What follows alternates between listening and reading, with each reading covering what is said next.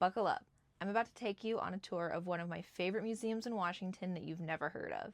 It has a wild history, and it's why Washington has a replica of Stonehenge. Yep, you heard that right.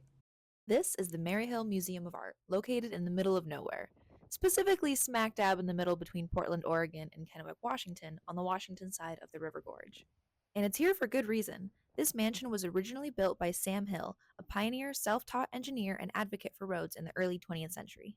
He was obsessed with good roads, and thank goodness, because roads in the area at the time were largely muddy ruts that mostly carts used. Keep in mind, cars used by everyday people were a brand new concept, but he knew cars were the future and that we'd need the infrastructure to accommodate them. He had big visions for the highway system in the Pacific Northwest and conceived of the roads that would become I-5 and Highway 99, among others.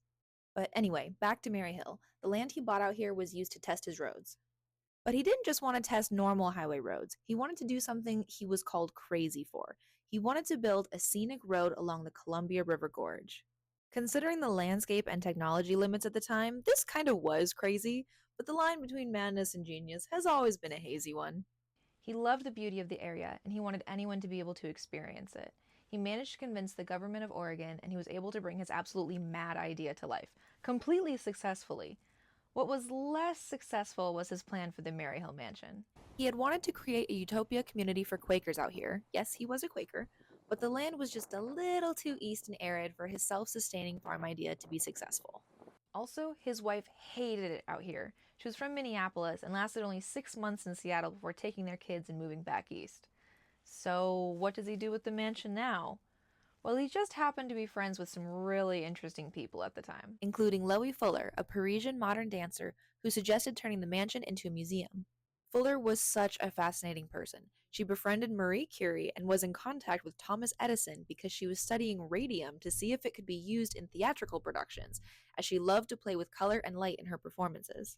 She was also a close friend of Auguste Rodin and was hugely influential in introducing him and his sculpture to the American public, loaning work from her own collection to an exhibit in New York in 1903.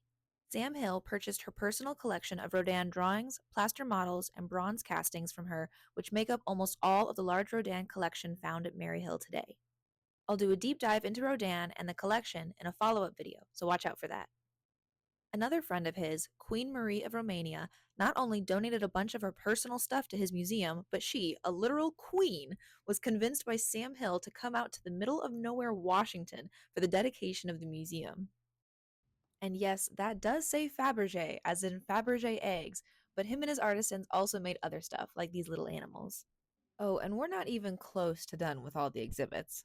There's a Parisian fashion doll exhibit from the first Paris Fashion Week post World War II, a chess collection that has more than 400 sets, a section on indigenous peoples of North America, Art Nouveau glass, and a sculpture park outside. Oh, and you can't talk about Sam Hill and Maryhill without mentioning that he built a full-scale replica of Stonehenge as a memorial to local World War I soldiers. His, though, is made out of concrete, because he's the road guy. Look out for future videos where I do deep dives into some of these exhibits, because there's just so much to share.